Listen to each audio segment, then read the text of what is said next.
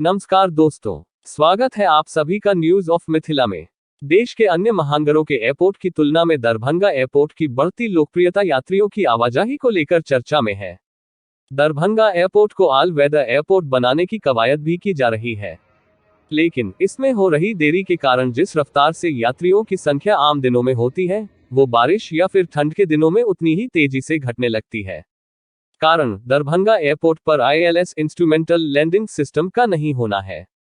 ILS system होने से लो visibility में भी विमानों की लैंडिंग और टेक ऑफ हो सकती है।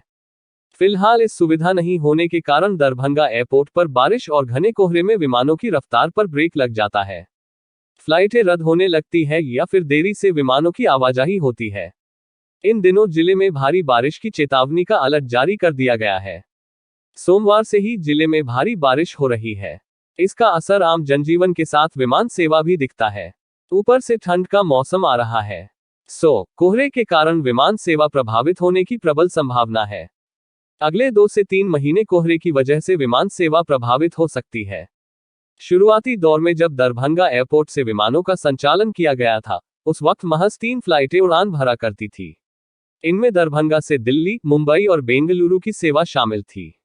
लेकिन यात्रियों की बढ़ती भीड़ और मांग को देखते हुए सेवा प्रदाता कंपनी ने अन्य महानगरों के लिए इसे विस्तारित किया।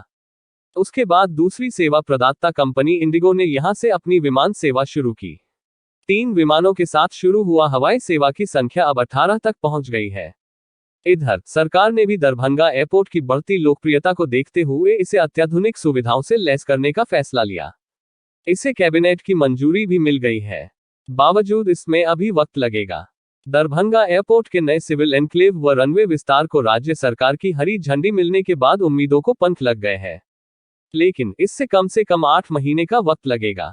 जानकार बताते हैं कि कैबिनेट की मंजूरी मिलने के बाद भी प्रक्रिया शुरू होने में कम से कम 7 से 8 महीने का वैधानिक समय लगेगा। कारण पहले सामाजिक आर्थिक सर्वेक्षण की प्रक्रिया होगी, इसमें कम से कम 6 महीने का वक्त लगेगा। इसके बाद जिला स्तर पर गठित कमेटी रिपोर्ट का रिव्यू करेगी, जिसमें कम से कम 2 महीने का वक्त लगेगा। इसके बाद निर्माण की प्रक्रिया शुरू होगी।